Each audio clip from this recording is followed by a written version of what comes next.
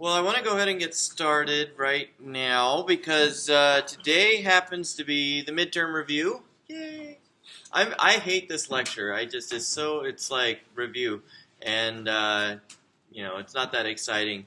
Next lecture, we're actually going to be getting into some really fun topics because we're going to start talking about physical memory constraints and why memory behaves as it does. We're going to start getting into some of those details, and you'll start to see the motivation for hardware caching and how important and awesome it is. So that's going to be fun and exciting, but today is review, so I want to get this started so that we can get it over with. My midterms tend to take a particular form they have through the years, so hopefully, I don't know, I haven't gotten like angry complaints about this too much, so I guess we're okay.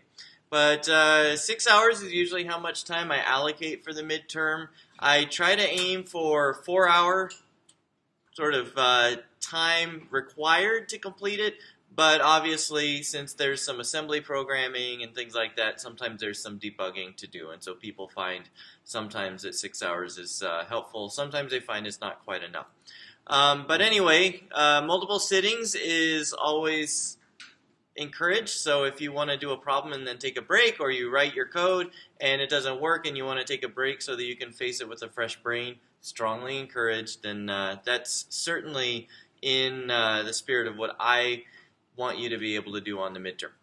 Okay, you can see what material is available: open book, notes, slides, homework, solutions, which, by the way, will be coming soon. I basically got nothing done this weekend, so that's my fault, but I'm going to be getting the solution sets up pretty quickly. Closed people, it's closed collab. You can always ask me questions. Don't ask me too much, but I mean, I'll tell you if I think I can answer a question. That's no problem at all.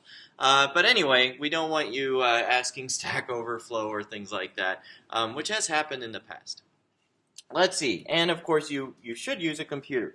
You can always email the CS24 TAs list, although while they may actually express some interest in seeing what the problems are, they don't know what I was thinking, and so usually it's best to just rely on my response to questions about the exam. Okay, so this is sort of a general high-level overview. Are there any questions about this part? Okay, probably the most, well, not the most important slide, but the other relevant bit of information is like, when is the exam coming out, when it is due, blah, blah, blah. And unfortunately, that's at the very last slide in the deck. So I'll just tell you up front, I'm going to try to have it out by Thursday, and it's going to be due Thursday 2 a.m. in a week. So there's no assignment that week. The exam is the assignment. And so the way you can think of it is, this one's definitely going to take 6 hours, right? So, and then you'll be done with it. And also, just, to recall the weighting of the course, midterms are, midterms, there's only one. The midterm is 15%, is that right? Yeah, and the final exam is 15%. So that's just under twice the value of a normal assignment. So, again, maybe I should weight them more heavily, but I don't. So it'll be 15% of your grade. Not too horrible. Okay, potential topics are anything in the first half of class, which we've covered a ton of ground. So that can be a little bit depressing. But the thing is that this assignment and the last assignment will have you a pretty good focus on allocators and so forth. So I don't think you'll have too much trouble with that. But anyway, what we talked about at the beginning: processor structure, operation, low-level programming, Boolean logic, blah, blah, blah. How you program in x86-64 assembly programming, and then a few other details of memory access, memory management, and so forth. Now, just to give you a little bit of a focus to all of this, I almost always have one question about processor structure, processor architecture, and ask you to do some analysis or simulation. Then I'll have you write an assembly program, and almost always I say you must write pseudocode, and I give you points for it because I want you to do pseudocode before you try to write the actual assembly code itself. Always I give you test programs to exercise your program with. And then almost always there's some allocator problem as well. So it tends to be like 3 to 4 problems, and I don't think it's too frightening. but I have made errors in the past in the scope, but I don't think I will this year. I think we'll be good. Garbage collection also is not very common to appear on the midterm. I have one or two really good garbage collection problems, and I may trot one of those out. But, you know, you guys are doing an implicit allocator already for assignment 4, so I don't know. Assignment 4 and then midterm, it just seems a little bit too close together. So that's why I tend to have the focus that I have. Again, any questions about this? Any general high-level questions? Okay. So just to give you a review of these things, remember we talked about CPU components and how we hook them together in lectures 1 through 4. And remember that we covered some basic approaches. Remember load store versus rich instruction operand types. We had von Neumann versus Harvard architecture. We talked about some of those things. But the idea was always the same. We have instructions which have control bits that feed into different parts of the assembly that we call a processor. And things get turned on, turned off, and it does work for us. And since these instructions are really simple, they have to communicate through memory locations. And it tends to be 99% of the time, the memory locations that we communicate results through are registers, because those happen to be really fast. Again, next time we'll start talking about why they're fast. I'm excited about the next few lectures. They're pretty cool. So the midterm will typically present a variant for you to think about. And so these might be the kinds of things we ask. Write some C code. You know, here's a simulator. Write some C code to simulate it. Write a machine code program. That's pretty common. Write a machine code program that would control the CPU. And then analyze characteristics. Again, very common, because the question is, what architectural choices do we make at this level that can affect the things we compute or how we do computations? Okay, well, so that's the kind of idea. Remember that we had the C logical and bitwise operations. You should definitely be familiar with these, but I have strong confidence that all of you are pretty competent with all of these by now, because it's not rocket science really. So we have integers for Boolean values. 0 is false. Now this is a logical representation, remember? So we have logical and, logical or, logical not. This is if we just need to do some kind of logical operations. And double ampersand and double pipe are short circuit, which is nice if you're dealing with nulls and you want to not do something to a null. And so you can do your test. That's no problem at all. But then the bitwise operations are far more interesting. So you have single ampersand, which is bitwise and, single pipe, which is bitwise or, tilde, which is, remember, this is 1's complement inversion, so we're just flipping the bits, and then minus, obviously, would be 2's complement negation. Okay, so remember that there's a distinction between those two. And then we have the caret sign, which is for doing exclusive or. Okay? We can bit shift, and remember that shift left has only one kind of shift left, because we're always adding zeros on the right-hand side. But when I shift right, I have to think about, do I want to do a sign-preserving shift or a non-sign-preserving shift? And so in C, we don't have two instructions for this. C infers which kind it should use based on whether the type is signed or unsigned, because C makes that distinction. Java does not, in general. Char is the only type in Java that I'm aware of that's unsigned, integer type. But right shift in Java has two different versions. And in assembly code, right shift has two different versions as well.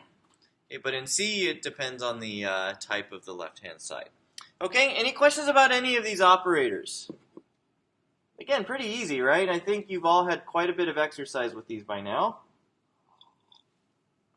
What I have seen in the students' questions and responses has not scared me, so good job. Okay, midterm typically includes 1 to 2 problems, usually 1. It's usually a moderate-sized problem. It's something where I try to make sure that it takes like 2-ish hours, because I don't want you to take too much time on it. But anyway, you have to write and or understand an assembly program. So make sure you understand the execution environment. Remember what registers you have. We have all this malarkey about RAX and then also EAX and then also AX and all that silliness. So make sure you're familiar with that kind of stuff. RBP is available for stack frame, but we usually don't use it because we almost always have fewer than 6 arguments, and remember, x86 is really good at accessing memory through indirection, so most of the time we don't need a frame pointer. Okay, this is the ABI calling convention. Remember that there's that cheat sheet that I put up for week 2, I think it was, and that's a really nice, helpful guide. You may want to make sure you have that PDF somewhere at hand when it's time to write that problem, solve that problem on the midterm. So this is just the real, even more succinct summarization of it.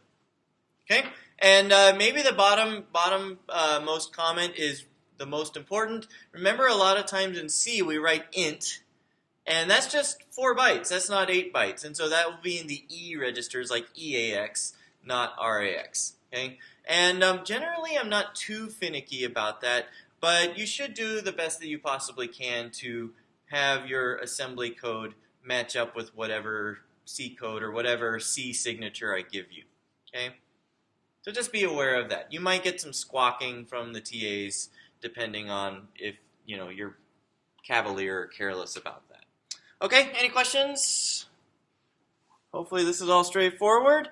Don't forget, Ben bit diddle, right? Don't forget that when you call C functions from assembly code, that they also expect you to follow the calling convention.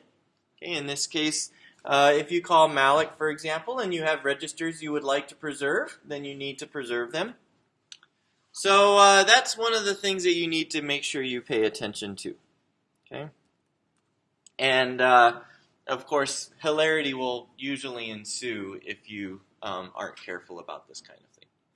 Okay, so enough about that. Let's see, writing them, I always follow, and again, I've been doing this for a long time, so you might think, oh, Donnie probably just sits down and takes that complicated function spec and just writes the assembly code directly. No way in hell. Because my brain is getting older and tireder, and it's easy to make mistakes. And so it's good to follow a pattern so that you don't make mistakes. And obviously every mistake you don't make is code you don't have to debug. And so I always follow a template when I'm writing assembly code that reminds me of all the things that I have to do. Okay, so I have these to-dos, and I would suggest that you do something like this and just fill in the pieces, get rid of the parts you don't need, and go on your way merrily. Okay, so just make sure that you do all of these kinds of things. Now, like I was saying earlier, I actually demand that you write pseudocode because it's a good idea, and if I want you to do something that's a good idea, the easy way for me to do it is to assign points to it. And so I'm like, write your pseudocode, write it into a C go-to style pseudocode, and then write your implementation. And so normally that's a really straightforward part of the exam. So you can expect that. And then, of course, your pseudocode can very easily inform your commenting, so that also is pretty straightforward. Okay, let's see. If you have a stack frame, you'll have something like this. Push RBP, move RSP into RBP. I'm really sad because it's hard to come up with a problem that requires a frame pointer that isn't all so hellish. There's no other way to describe it. Because, you're talking more than 6 arguments and stuff like that. So, in all likelihood, you won't need to do this. But this is what you would do if you needed to. Where your arguments are stored. So again, you need to think about your arguments here. Vector add, I'll be using that as the running example because we already have the code for it. RDI, RSI, RDX.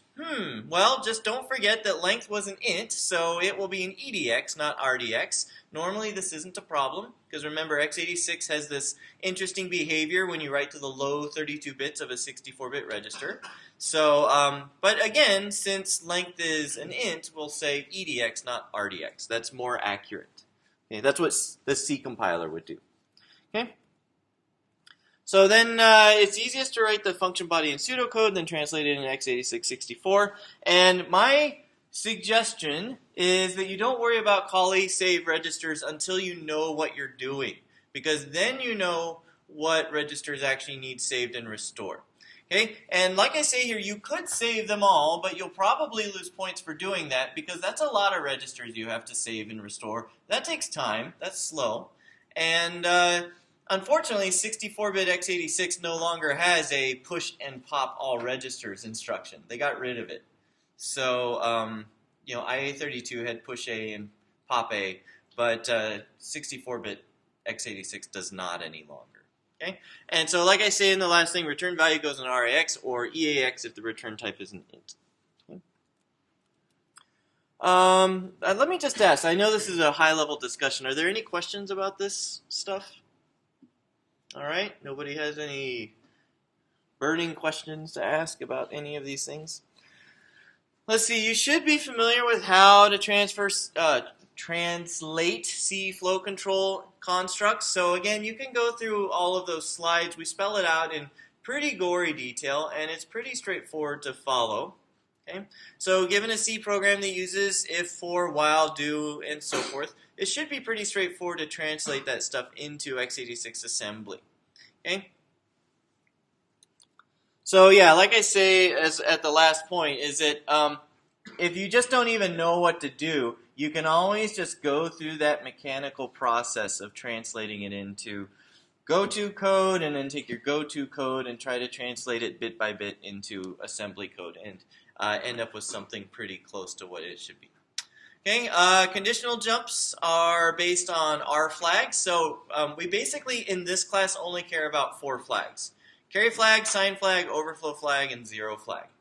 Take 124 and we start caring about the interrupt flag. But here we kind of really only care about these because these are the values that the conditional operations all care about. Okay, so enough about that if there's no questions. Yeah, so all of the arithmetic. Now you have to be careful. It's not 100% that all the arithmetic and logical operations update R flags. Because if you, for example, say, I'd like to add 1 to a register versus I'd like to increment the register, they may have different behaviors as far as flags. That's where it's helpful to know what the documentation says about these things. You know, you're implementing a loop with a decrement. And so because of your decrement, you know, maybe it sets the 0 flag, but it doesn't set some other flag, like a carry flag. You have to look at the documentation to see how these things behave. Okay? And I'm just throwing that out there because, you know, it's conceivable. The midterm code is almost always involves loops. So if you decide to be clever and use inc and dec versus add and sub, then you should look at the behavior of the opcodes as far as the flags are concerned. Okay? Just to be safe. All right, so you can update R flags with compare and test. So compare, remember, uses subtract, and test uses bitwise and. So test is great for checking if certain bits are set. Compare is really great for doing some kind of, how do you say, relational comparison. So is one thing larger or smaller than another? Okay. So yeah, source 1, source 2 are unchanged, so that's really just fantastic. You can use size prefixes, and yeah, the main issue here is remember that compare is like slightly brain damaged by using AT&T syntax. I think the Intel syntax is clearer for compare than it is for the AT&T syntax. But you know, just be aware that you have to flip your arguments. Okay, questions? Cool. So it is sometimes useful to test something against itself. I think you all saw this on the second assignment in the little mathy operations, because you can use this to tell if something's positive, negative, or 0. Okay, so sign flag is 1. That'll be value is negative, because remember, the sign flag is the topmost bit in the result. Sign flag is 0. 0 flag is 1.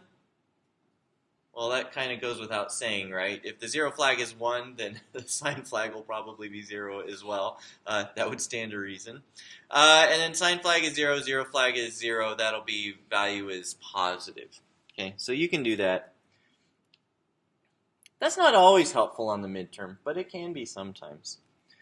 Okay, for loop. Now let's just look at taking this. Remember, this was part of the vector add code, and so this is a great illustration of how we go through our steps of translating something into assembly code. So we have for I is 0, I is less than length, I plus plus, and so we say, oh, it's a for loop. How do I write this in assembly code? Well, just decompose it into its parts. We have initialization, we have a while loop with a comparison, we have the body inside the while loop, and then the very last step in the while loop would be the update steps in the for loop as well. So that would turn into this. Okay, I is 0 while I is less than length, then we do our junk. And of course, a while loop, we can make it faster by pulling off the first comparison and turning it into a do while. Okay, so if you're starting with C code, which you almost always will start with C, I like writing my I'm really torn because in this class, when I'm writing assembly code for this class, a lot of times I'll start in C because it's easier. It's closer to what we're translating to. But Python isn't a bad one either. Python's a great language because your Python code looks a lot like pseudocode. So you can kind of choose whatever you want to do. And so we'll take this while loop and we'll peel off the first comparison and just skip over the entire body if that happens to be the appropriate behavior. So we end up with something like this. And so this is much more like the go-to style C code that you would never write in real life, but it's a great step right before translating into assembly code. Okay, any questions about this process? Seems pretty straightforward, right? Okay. Let's see, tricky part, figuring out compare. So we go back here and we see that we have an if I is greater than or equal to length, so we have that as a comparison, and then at the end we have if I is less than length. We got to deal with that as well.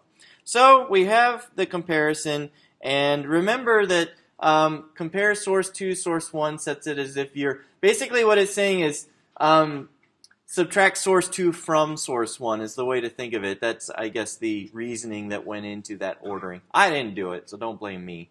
If you blame me for anything, it's just that we use AT&T syntax. But anyway, basically what you need to do is just flip the arguments to the compare, and then your conditional operation immediately following will match your pseudocode. Okay, so that's sort of like the big, I mean, it's not that complicated, right? But that's the big secret that I think is important for writing code with comparisons. Okay, so compare EDX and ECX. So EDX was going to be length and ECX. Because remember that this was RDI, RSI, EDX. Those are the arguments to this code. And so EDX, that's why EDX is length. And ECX just happened to be our loop variable that we chose. Okay, why didn't we choose EBX? Because we don't want to do any call save registers. It's like we'd like to just avoid that work anyway. So we won't even use that register. Okay, so we can do something like that.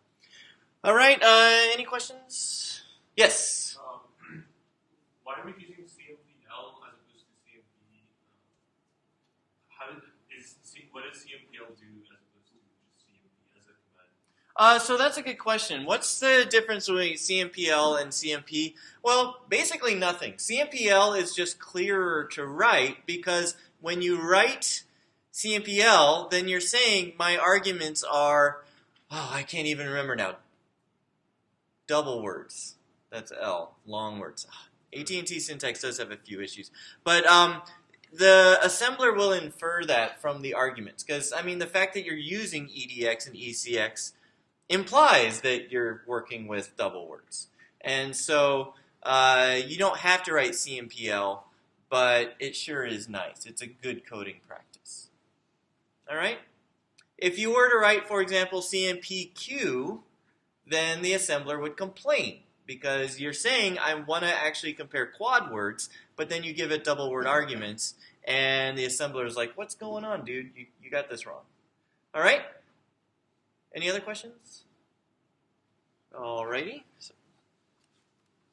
Signed and unsigned comparisons. Don't forget that they're different, and sometimes on exams, this becomes really important, and I apologize in advance if this is a year where it matters, but this is kind of important. So you have signed comparisons and unsigned comparisons. Okay, so you have signed and unsigned. Now, it's interesting because sometimes the compiler, like GCC, is freaking bright. Like, it's a clever compiler. It's been around a long time. I mean, it's been around longer than all of us. So, it really is smart. And sometimes it'll use unsigned comparisons with signed numbers because it knows that a negative number is going to appear as a really large positive number. So it's just going to catch all of it with one comparison. So it sometimes is really subtle in its cleverness. But you don't have to do that. If you're writing assembly code, just think about whether or not you should use a signed or an unsigned comparison for the operation you're doing. Okay? A lot of times it doesn't really matter, but if it does, you should definitely be thinking about that as you write your code. And that way you can document, hey, this matters or this does not matter. Okay, questions about these? So remember, above, below is unsigned, and greater, less is signed. Okay. Arithmetic and logical operations. Yeah, you can review the lecture slides for all of these details. I don't go into it because, oh, how tedious that would be. So, but you have all of these different things that you can do, and there's some really neat stuff in the x86 manuals. In fact, that's one of the problems that I have in mind to use for the midterm is kind of this really cool thing that x86 processors can do that you may not realize. So I'm really sorely tempted to use that one. It's a good problem. It's a fun problem. Anyway, so you can have a variety of operand types. Notice source argument can be an immediate register or memory, and the destination can be a register or memory. Remember, it can't be an immediate value. That wouldn't make any sense. Okay? We indicate immediate with the $sign. We put a $sign to say this is an immediate value. If we don't have a $sign, what is it? If we just had a number, no $sign. I'm sorry? Yeah, it's a memory location. It's an address. So that's not good, right? Usually that's not what we want. So don't forget your $signs. Again, that's a pretty uncommon mistake that I've seen. So. Okay, both arguments cannot be a memory reference. That's also pretty important. Okay, multiply. So there's a whole bunch of multiplication operations. Remember, there's one argument multiply, and if that's not enough arguments for you, there's two argument multiply. And if that's not enough arguments, there's a 3-argument multiply. So you have all these different multiplication things you can do. There's mul and imul. Remember that the I on the front means signed multiplication, and just straight mul is unsigned multiplication. So mul by itself is just the one operand. One of the arguments is implicitly going to be some AX register or some part of RAX, let's say, depending on the width of the multiply. And so the result will go into multiple parts. You can see there RDX, RAX, or EDX, EAX, and so forth. Then you have imul. And imul has all these different forms that you can use. Okay. Again, I don't always include a multiplication type problem on the midterm, but I sometimes do. So just be familiar with how to use these things. You can always look it up, right? You can always go to the slide and look it up if you need to. Yes, sorry. When the result gets stored in something like EDX, EAX, or DXAX, it gets split or something. That's correct, yeah. If you have a value that's stored into, for example, EDX, EAX, then that means that the top 32 bits is in EDX and the bottom 32 bits is in EAX. Okay? Which can make it a little bit challenging if you want to use it in RAX, for example. Because how do you get that all put back together? Honestly, what I would do if I were stuck in that kind of a situation, for example, let's just take a simple example, like it's in EDX, EAX. And I'll just say for the record that this has never been important for a midterm, but this is fun to think about. If you had the result in EDX, EAX, and you wanted to get it into a 64-bit register, then what I would probably do is shift EDX, let's say we shift RDX left by 32 bits, so that now that value is in the top 32 bits, and then I would bitwise, actually what I'd do is just set EDX equal to EAX. That way RDX had the whole thing. That'd probably be the easiest way to get two 32-bit values into a single 64-bit register. But Yes? you set it there when you Yeah, that's a good question. So, if you did do that move, maybe it would clear the top 32 bits. So you probably have to OR it in. Maybe you could OR it in. Like you could OR RDX. You could OR RAX into RDX, maybe something like that. Yeah, fraught with peril, right? See, I don't hate you. I'm gonna give you an easier problem than that. I don't want the TAs to have to grade crap code too. That's the other problem. Because good clean code that works is really fast to grade. It's the code that is like exploded that's problematic. So yeah, but you can see how there can be some challenges working with these kinds of things. So we tend to keep it a lot simpler than this. Like if multiply and divide ever appear, typically it's an imul or idiv type operation. Okay, divide. So remember there's idiv and div. It's really scary. There's some really cool problems that you run into in the real world that are really helpful to know some of these subtle techniques, but I'm not going to do that because I want to keep it simpler. Let's see, x86, 64, two division instructions. So you have idiv, which is signed, and div, which is unsigned, and each of them only takes one operand. So you have the part in a pair of registers typically. EDX, EAX, or RDX, RAX would be the typical circumstance where you need to divide that by the argument. And then you get a quotient and remainder, and the quotient is in RAX and the remainder is in RDX. So notice there may be some truncation here. If you are, for example, dividing a 128-bit value by 1, and you end up with another 128-bit value. Okay, so just remember that that's an instruction as well. Any questions? All right. Let's see, arrays. This is sort of like one of the big giant hints that I want to make sure that I give you so that you think about this. Almost always, the problem that I give with assembly coding on the midterm involves accessing arrays. Maybe arrays of primitives, maybe arrays of data structures, but you should really be comfortable or familiarize yourself with indirect memory access on x86 64.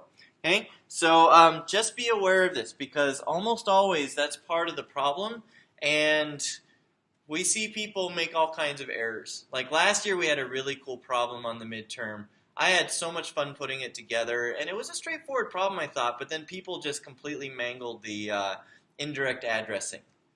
And the problem is x86 makes it so simple that it shouldn't be hard for you to be able to implement. So just pay attention and make sure you understand what you're doing. Like this is what I would review before starting the midterm. This is one of the things I would definitely include in review before starting the midterm. So an array declaration, remember we talked about this. C allocates a contiguous region of memory for the array, n times size of t, whatever the type is, and that's how many bytes we get for the array. And we're going to talk about this briefly. Variable a holds a pointer to the start of the array, and so you can use a to access elements in the array. You can either do it with the indexing operator, which does the pointer math for you, or you can do the pointer math yourself. A plus I will move you forward I elements, not I bytes. And then you dereference it.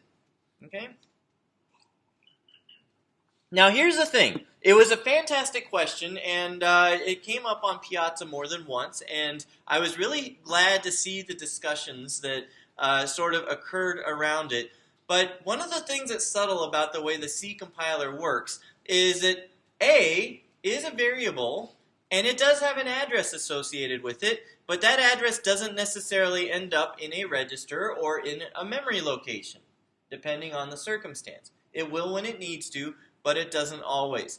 And so when you read this stuff, you should understand that this is conceptually what's going on. But if the implementation doesn't actually require that address to be stored somewhere, then it won't actually store it in the memory layout of a struct, for example. Okay? So that is a little tricky bit that you have to pay attention to. Okay? Now, for example, let me give you an example. I write a function, and the function is supposed to take an array argument. well then that pointer will definitely be stored in a register so that the function can operate on it. But if I happen to have an array inside of a struct, I say, here's 25 characters or something like that, well, the start of that array is not going to be stored in the struct. The array elements will be stored in the struct, and then when you access them through that array, then the compiler will do the math. But it's not going to store the pointer in the struct because it doesn't need to. It knows where it starts in the struct. Okay. Does that make sense to everybody? Any questions about that? Because that's like probably the biggest subtlety when it comes to working with arrays from C into assembly code. Okay. If you get past a pointer to an array, you'll get that pointer in a register, and then you can use that for doing your access. That's going to be important for sure. Because again, almost always I have functions that take pointers to arrays and then have to operate on them. I'm giving you so much secret. No, that's not that much secret, but it is true that you will probably have to deal with that. Okay, memory addressing modes. What makes this hard? Like, why do students mess this up? Well, I'll tell you the answer.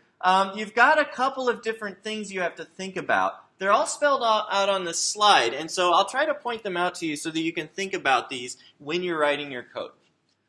You have a base register and an index register. Okay, remember that all the processor does is add those two registers' values together. If you have an immediate value, which you often don't need, but if you do, then it just adds in that as a constant. These are for accessing arrays of bytes. Okay? Because we're assuming that every element is 1 byte in size. Now you also have scaled indexed addressing. And this is what normally trips students up, is because they have the scale on there and they don't think about the element size.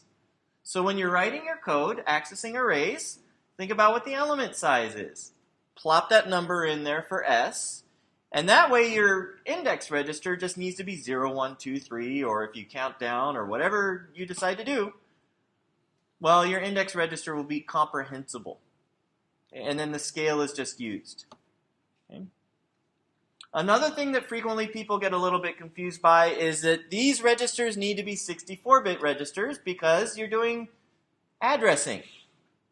But you may move into a target or you may move out of a source that's not 64-bit. That should be dictated by your element size. Okay? So these are the kinds of things that trip up students when they're writing the code for the midterm. Is they don't keep in mind that these things have distinct purposes, so you need to make sure you have all the little parts of it properly designed for what you're trying to do. Okay, does that make sense, everybody? That would be sort of like my number one tip. Because that's usually when we see people who have code that otherwise, like the flow control is all correct and everything is fine, but the thing freaking seg faults every time they run it, and you can tell in their comments, they're like, I just can't get it, and I worked for the 5 hours on this, and please don't. But, people get into those kinds of problems. Usually because of some little thing that they didn't quite tune right. And so usually that's where the problem blew up on them. Okay, so that's why I'm spending so much time talking to you about this. Think about the element size, that's S. Those registers for indexing, 64-bit. And then if you're moving from a source or to a target, make sure that it's the same size as your element size so you don't grab extra junk or miss junk that you're supposed to grab. Okay? So that's Donnie's big fireside chat about assembly programming. Okay, any questions? All right, so let's see. Yeah, addresses are 64-bit values, blah, blah, blah. I spent some time talking about that. Okay, yeah, this is the thing that we were talking about previously. Remember that when you move a constant, or I believe this is true for a register as well, when you move something that's 32 bits into a 32-bit register, it will clear the upper 32 bits automatically. Okay? I really hope that there's no subtleties in any of the programming that I give you, because honestly, I don't want you to get tripped up by little subtle things. I want you to write good working code, because then we're all happy. Okay? But just be aware of this behavior that you can move something into a register. And so if you have an int register that you're using for indexing, Well, then that makes it really simple, right? You move your count into the register, and that'll automatically clear the top 4 bytes so that you can use it in your scaled indexed addressing memory accesses. Okay? So it all works well together. Any questions? All right. What else are we going to talk about? So yeah, this was our loop body. It was terribly exciting, but this is also a really good illustration of where we're moving 32-bit values, but we're using 64-bit registers.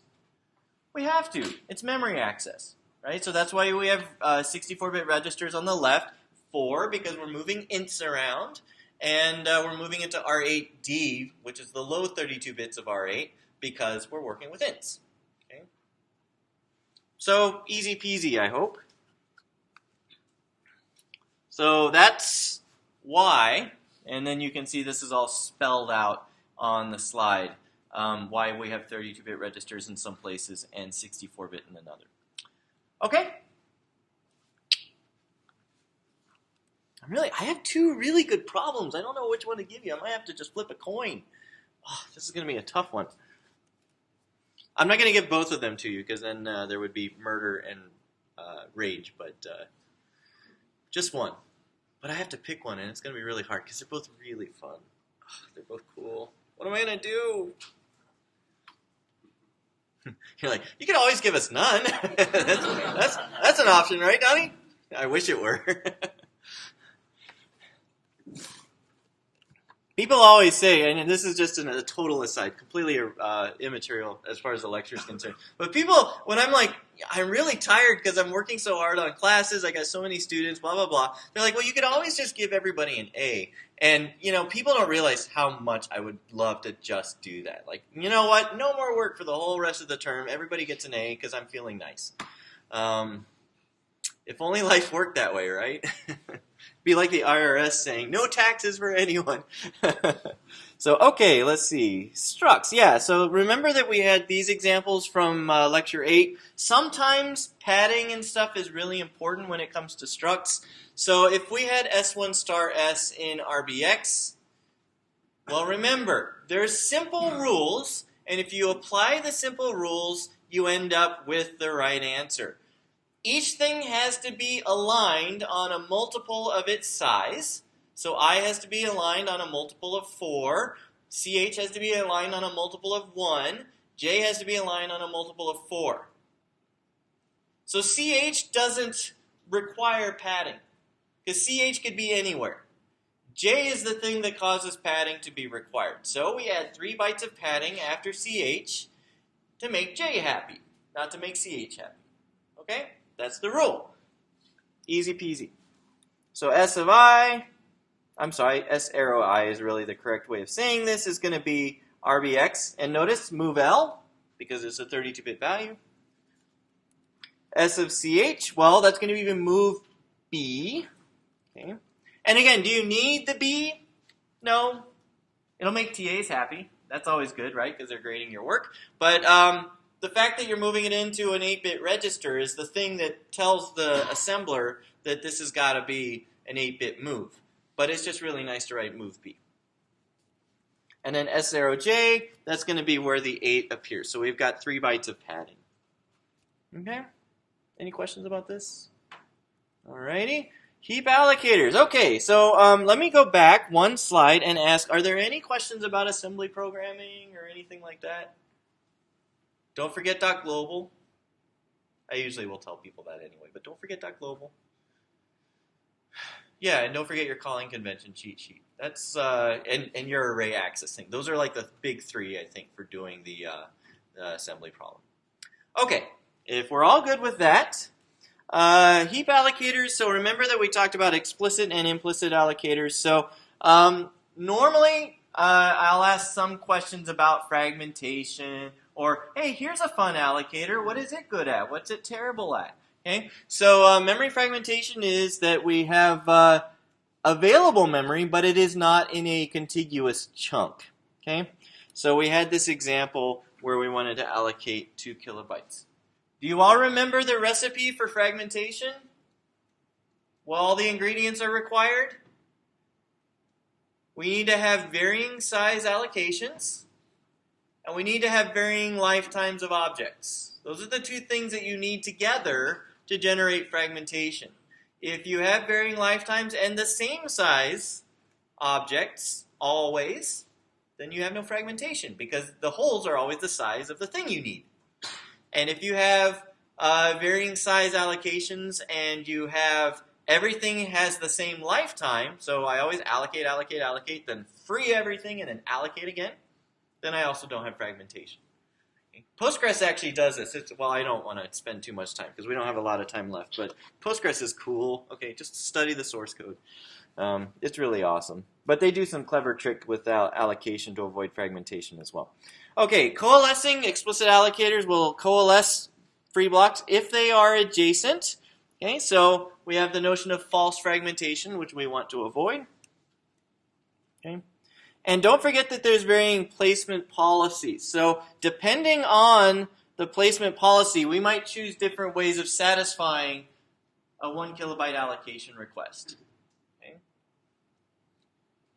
Now here's an interesting issue. First fit is going to choose the first free block that satisfies the request. Maybe we split the 2K block into a 1K block that's available and one that's in use. Next fit is wherever we left off, and best fit would choose the last block. Now which is the best one to choose in this circumstance? Well, best fit seems like the best one to choose in this circumstance, right? Because we'll still have 2 kilobytes left, but it'll be contiguous, right? The thing is that you can always come up with allocation and deallocation sequences that cause policies to fail in some nasty way. Okay, that's just kind of the reality of this thing, and so that's why allocators have to be clever. But you can, if a program is really hell bent on being badly behaved, it wins. That's basically always the way that it is. Okay, let's see. Implicit allocators. Are there any questions about explicit allocators? You do not have to write an explicit allocator for the midterm. Everybody's happy about that. You may have to describe some operations in pseudocode, but that tends to be the extent that we go. Okay. There tends to be more analysis, because if you think about it, how long did it take to write the allocator in assignment 3? Probably more than 6 hours, right? So for most people. So it's going to, we're not going to require that in the exam. That would just be not nice. Okay, implicit allocators. So we noticed that C was good at doing low-level things, but then it was bad at keeping you from blowing your head off. And so because of that, we have the higher-level abstractions, which we talked about. Today is, what day is the week of the week is it? It's Monday, right? So, yeah, like all last week. See, this is why I use an assembly template, because I forget basic things. So, but yeah, all last week we spent talking about this stuff, so you can go ahead and watch those. But implicit allocators do rarely make an appearance on the midterm, and we had various mechanisms that could be used to do garbage collection. Okay, and so you'll see a little bit of detail about this. It's much more common for garbage collection to make an appearance on the final than it is for it to make an appearance on the midterm. And the reason why is because there's a whole bunch of peripheral issues that affect implementing garbage collection, and we haven't talked about them yet. So we're going to start talking about them next lecture, but that's the reason why GC doesn't often make an appearance. But you should still review it, at least do a light to moderate review of implicit allocators so that you can be familiar with that. Okay, we also talked about object-oriented programming and exception handling, set jump and long jump. Again, like I say here, the midterm may include topics related to these mechanisms. It's not terribly complicated to be prepared for that because you're doing this in assignment 4 anyway, and that's kind of why I gloss over them a bit in the midterm review. I spend more time on the stuff that's a little further in the past. Like I say here, you need to be familiar with the System 5 AMD 64 ABI to understand a lot of the things that are issues, pertinent issues when it comes to set jump and long jump, but you need to know that anyway. So, because you'll be writing the assembly problem. Okay, let me think. Is there anything else I want to say about any of this stuff? I don't know that object-oriented programming as a thing has ever made it on the midterm, so you can kiss that goodbye. It's not really that critical. You get pretty complete exposure to it in assignment 4. Any questions about any of this? All right, let me see what else I say. Yay, final midterm notes. We are almost done. So it will be due next Thursday at 2 a.m. I'm sorry, the one that's more than 7 days away, because the one that's, is that right? I got that right. Yeah, that would be horrible if I hadn't gotten the midterm out yet. I'd be a dick. So, that's the midterm should be out toward the end of this week, and again, I apologize that I haven't gotten the solution. I'll be honest, like if you look at the solution sets right now, they're okay, but the issue is that something happened in the fonts. And so all the code that I include is not monospaced, and I have a real hang-up about that. So I don't know why. I should probably go to counseling for it. But so anyway, I'll get the solution sets all fixed up and start getting them posted, and that way you'll have plenty of time to review. Also, you should review any grading issues that you have, because the TAs and I have the same goal that you should have, which is fair grades. If you lose points for reasons that you should not, then we want you to talk to us about it so that we can get stuff fixed. And if you have any questions, we want you to talk to us about that as well.